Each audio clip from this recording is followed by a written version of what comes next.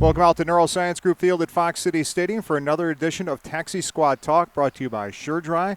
We're joined now by the Brewers Director of Player Development Initiatives, Jake McKinley. And Jake, just why don't we get into the title first? I know you were one of the minor league pitching coordinators last year. What is a Director of Player Development Initiatives? Yeah, thanks, and thanks for having me on. I would say the biggest thing with the position is just making sure that within the confines of player development, there's cohesion with coaching, that player plans are being followed, that we can successfully track those.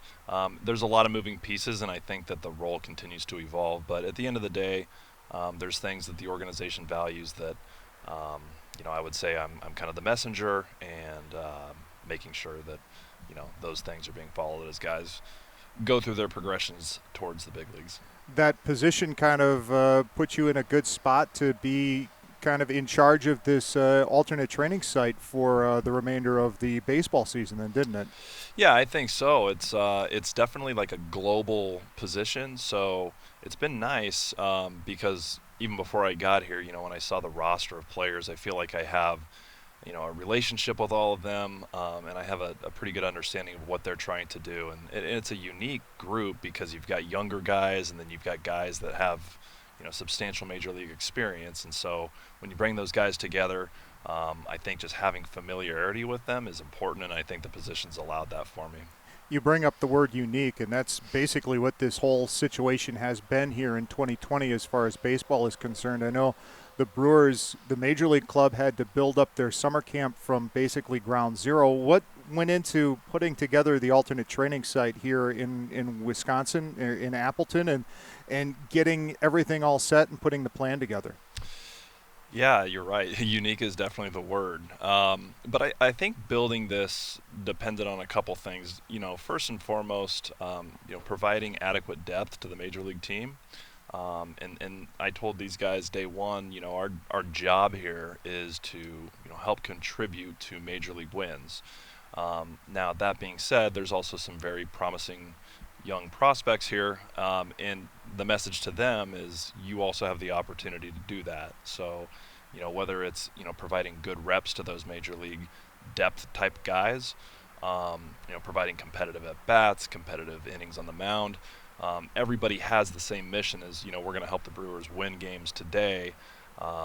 But how this group was put together, I think, was, yes, providing depth to the major league group, but then also taking these promising young guys and pushing them closer to the big leagues. It's almost like roster construction at the big league level, except with, like you say, an eye towards development for some of those young guys, a lot of whom have come through Wisconsin as Timber Rattlers.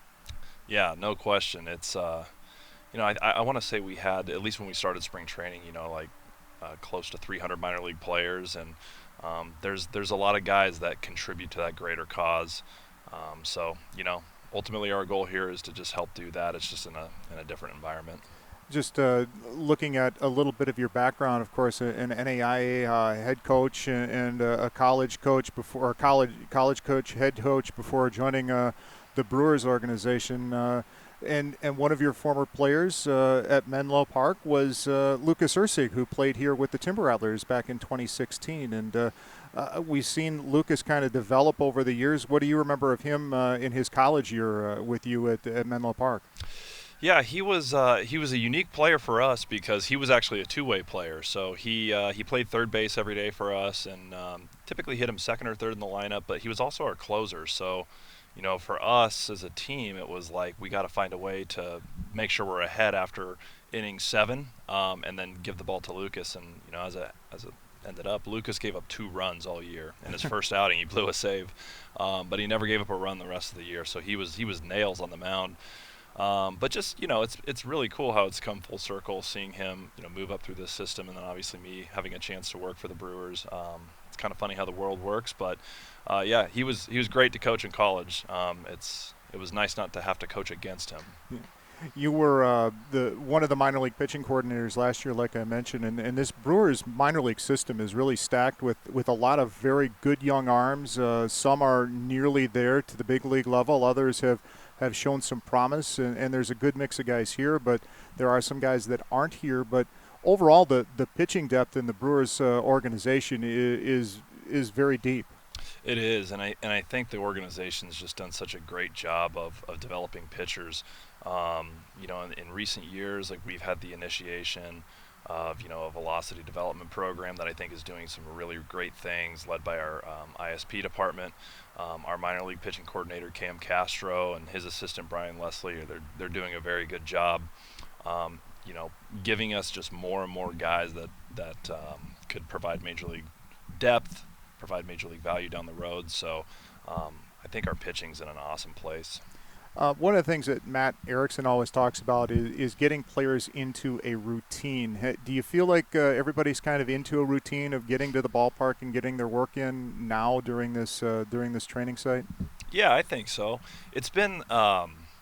I think it took a few days to get like our bearings, get a feel for this. It's just unique. I said to the guys on, I want to say day 3, that it's almost like AAA meets junior college fall ball. You don't get to play an outside opponent, and you don't get to play a full 9 innings every day. But despite that, you have an obligation and an opportunity to get better and push your skill set forward. So. Like Maddie says, I think that is dependent on developing routines, and I think these guys have done a good job of that. But I just think collectively, when we got in here, we kind of felt it out, and I think we've kind of found a routine just as a group that everybody is enjoying. Okay, final question for you, Jake. How is Appleton, and have you eaten at Perkins yet? Have not eaten at Perkins yet. I've driven by it a few times. Do they have outdoor seating? I think I haven't been by there in a while, so I'm guessing they do. Okay. Well, if they do, I'll check it out. But I love Appleton. So last year when I would rove, I was always excited for Appleton trips. I just like the vibe of the town. Last year I filled in for Jim Henderson when he took a 4-day break. So I was the pitching coach here for a few days. It was the Utter Tuggers night, followed by a Star Wars night. Both nights were sold out. It's just a good vibe here. It's very clear that the community backs the T-Rats, which is really, really awesome.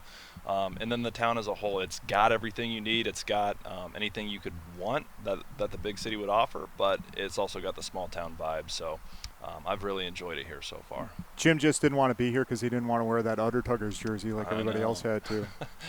No, they were good. They were shockingly comfortable. And actually, I wore Jim's jersey. And people were asking Jim Henderson for autographs, but they were asking the wrong guy. So if people keep mistaking me for Jim, I'm doing all right. Guy pitched in the show. That sounds great. Jake, thanks very much for joining us here on Taxi Squad Talk, brought to us by Sherwood-Dry. And we'll talk again before the end of all this and kind of check in with you and see how things are going. Awesome. Thanks for having me.